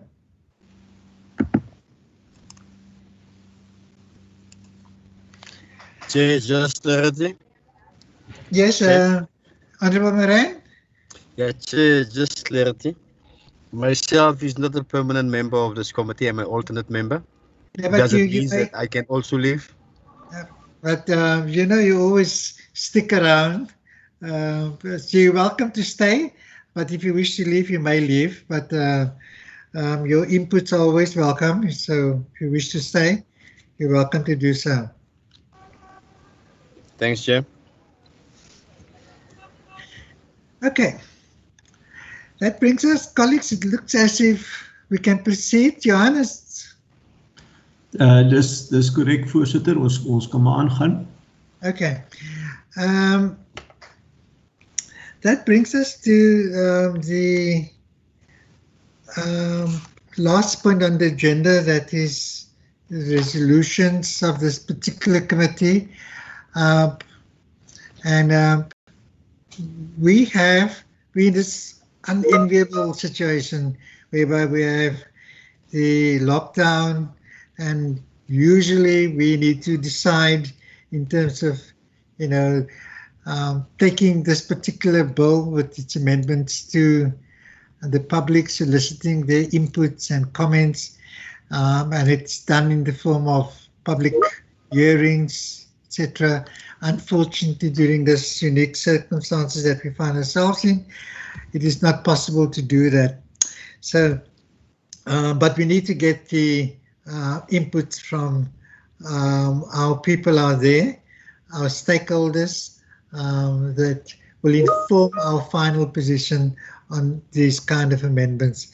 So, colleagues, on that basis, I want your guidance as to how we will proceed now to solicit public participation and engagement, and then we will then take it from there. Honorable Nsileku, the NCOP find themselves in a similar position, and I know at the last meeting in February you resolved that you know, on a particular course of action by placing ads in various newspapers to solicit inputs from the public and stakeholders. Is that correct? Yes, Chair, that is correct. Okay. So, colleagues, the floor is open.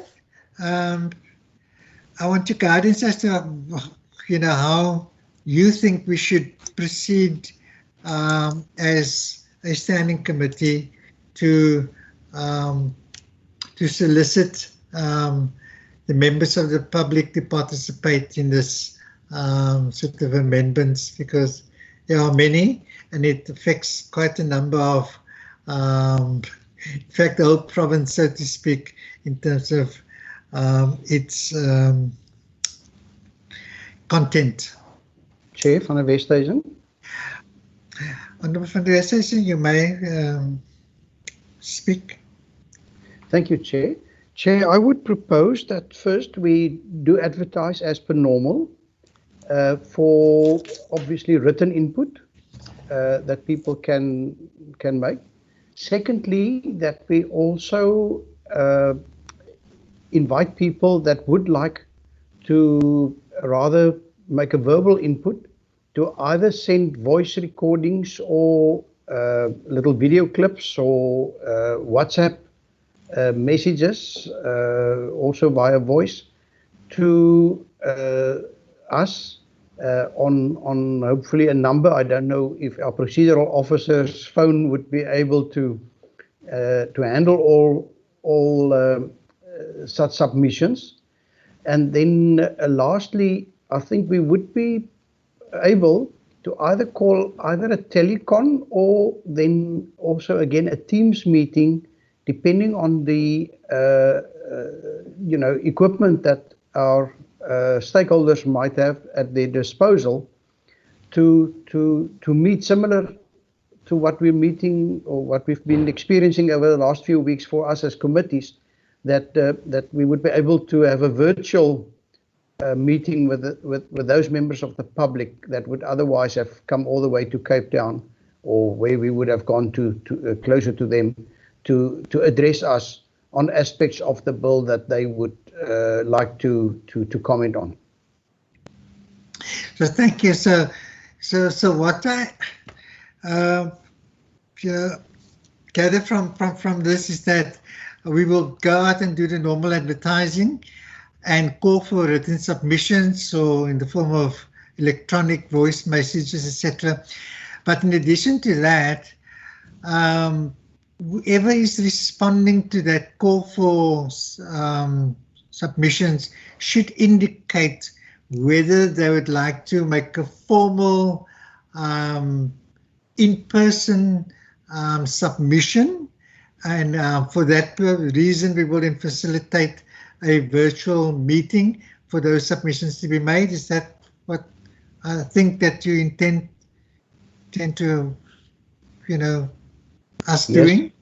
Yes, thank you, Chair. I think you've put it slightly differently to my proposal, but I think it's even better that we say to people, those that in addition to a written submission would like to, appear in front of us, so to say, in person or virtually, that to, for example, explain their written submission, or give background to their written submission, but that people can't just link up. They must speak to some submission that we will have in front of us, which I like. I think that's a very good proposal of yours. Okay, thank you, Honourable van der Westhuizen. Anybody else? Chairperson, if I may, yes. Is my understanding correct then that if we advertise and we ask for written inputs, that we would give those people that provide written inputs another opportunity to provide a verbal explanation of the input, which is a bit of an overkill for me? I would propose that we advertised, ask for written inputs, which we then can deal with, and ask for people if they would like to leave voice clips with proposals, that we will provide them with the cell phone number that they could leave that on. And once we've received that, we can process that and provide the committee with a matrix of the inputs that was received via the voice clips. Am I correct? Yeah, thanks, John. That's a proposal. Right. Thanks. Anybody else? Honourable Moran, Honourable Smith. Chair, Honourable Smith speaking. I just want to understand this one. And especially what the previous member van der Westhuizen have proposed. I see in the presentation there were a process for submissions, and I think it was around November last year. It was advertised in newspapers and all over, and no submissions were made by the public. Now, we as a committee are a mere sphere of government that needs to make our own submissions, if any. Is my understanding now that we are opening this again for the public for submissions? Or should we as a committee make submissions in consultation perhaps with our Western Cape municipalities, councillors, or even to the extent of perhaps ward committees? So I just want clarity so that we don't duplicate because this bill is not our bill, it's a national bill. And we are being consulted here. So I just want clarity so that we can be on one page in terms of going forward. Thank you. Thank you, Honourable Smith. I think maybe if I just to respond to that quickly, our task is, because it's a Section 76 bill, we need to give a mandate to our permanent delegate to the NCOP as to how he should vote and necessary inputs you need to advance on behalf of the Western Cape. So our call for public participation is strictly directed to our stakeholders and interested party within the province. So you're correct if you say this bill will primarily affect our municipal councils, our councillors, and broad range of stakeholders within our province. So it is restricted to the province, and then based on the inputs and our deliberations and parts, of the inputs and whatever means of sort of deliberation we so decide, we will ultimately, pardon me, will ultimately formulate a position that will be our position that we will then provide to our NCOP delegates to advance in the NCOP when they finally deliberate the sort of approval of this sort of bill. And I think that's how it works. Thank you. I'm covered. Okay, so there are two proposals on at the one that Johan just mentioned it, and Johan can't make a proposal, but he provides guidance to us in terms of what we could possibly follow. It's not very different to Honourable van der Westhuizen's proposal, albeit the only difference is that inviting people who have made a submission to also make a personal presentation to the committee. My view is, although it can be termed as an overkill, well, we should leave the option to people out there if they wish to make a written submission or if they wish to make a submission in person. We should give that option to people, I think, because it is a fairly, cost-effective way of creating a virtual platform for people to engage with us and advance their perspective in terms of the bill. The broader we open up for people to engage with us, the better it is. So I think that, we can marry the two proposals and saying that if you don't wish to make a written submission, if you want to make a submission in person, you're welcome to that, but you must indicate and be available at the time that we will determine when that would be. So, Chair van der Westhuizen. Yes, Honourable van der Westhuizen. Thank you. And I speak most, but I'm also the one hardest pressed to finish because I need to rush out and be back in half an hour for my next meeting, which I'm leading. I do know that in the past, advertisement has also indicated that those members of the public that are not able to make written submissions, and I think here of people that can't read and write due to specific circumstances, that they can also have an alternate means of making submissions. But I think we can leave that probably to the administration to just follow the good practices of the past. Okay. Okay, colleagues, it's now just over. Chair, before you close. Yes, please, Honourable Moran. No, it's Saleko. Oh, hi, sorry, Honourable Saleko. Chair, if we can try to use the municipalities as well, maybe we can liaise with them in terms of the process of comments, because municipalities are also have radio stations. We can also try to speak to the radio stations and when time is open for comment, so that everybody, we go down to the level of wards, so that everybody within that particular municipality has an opportunity to comment or raise their views in terms of this particular, especially when you're going to deal with issues of conduct of councillors, because they've got interests as well. So I would suggest that we go to the level of municipalities as well. Thank you very much. Thank you, Honourable Sleko. Honourable Moran, you wanted to say something? Yes, sir. Yeah, Chair, thanks. No, I fully agree, Chair, with the letter speakers that this should be opened up for communities also to participate in this process, and if there's an opportunity for comments or submissions, they be allowed to do so. Remember, we are dealing with issues here pertaining to local government, and local government are closer to the people, and people then got an interest in these particular issues, Chair. But also political parties, Chair, might also have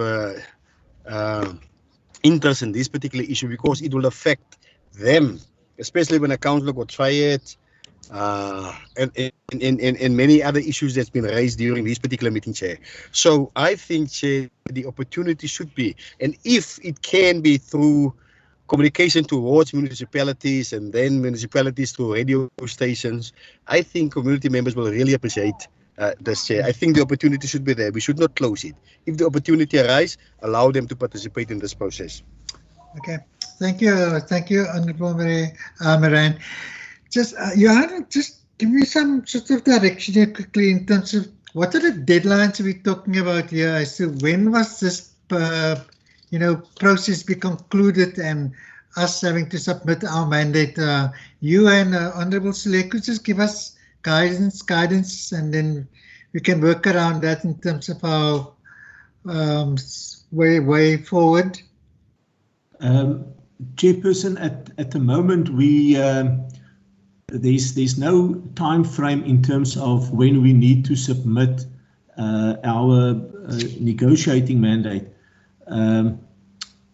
We did receive an email from the select committee at the NCOP, and if I can just quickly read here, per directive and advice of Advocate Fidela, there will be delays in the processing of legislation before the select committee. This is the select committee on cooperative governance and traditional affairs.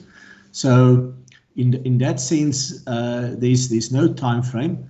I would propose that we deal with this legislation as a matter of urgency and start the processes, because this is a lengthy process in terms of consultation with the public, sending out letters to municipalities, obtaining written inputs, advertising in their local newspapers at municipal level. So at the moment, there's no specific date by which we need to submit a negotiating mandate, but I would propose that we keep on with the process, start getting adverts ready, get quotations in, and then on a regular basis, you and me can just consult, and if necessary, we can get the committee together to take decisions on the way forward. Chairperson, just one question that the committee also needs to just give me guidance on is in terms of newspapers that we would like to advertise in. I will send out letters to the municipalities with regard to comments on this legislation, and then also in which newspapers do we advertise, and which local newspapers do we advertise in in the various municipalities. Members must just bear in mind there's a considerable cost implication, the more the adverts, but that I will submit to the committees, and we can decide on that at a later stage. Okay, thank you, Johan. I think that we should go along with that. We should just prepare the ground for this participation, and if things do change over time, we can assess and decide on alternate ways of participation. But I think what we should now decide on is to get our municipalities to participate and comment by proceeding with the preparation of letters to municipalities. We should prepare advertisements for newspapers, and we need to look at regional newspapers, I think, like George Herald, Plettenberg Bay, Oudtshoorn Courant and Weskus. So we should look at the regional, and of course here in the Western Cape we need to look at here in the Cape Metropole we need to look at newspapers that are read by most people, community newspapers in particular. It's just my take. But I think that colleagues, in the spirit of the participation in this meeting, I don't think that we are on different pages as far as public participation is concerned. It should be as wide as possible.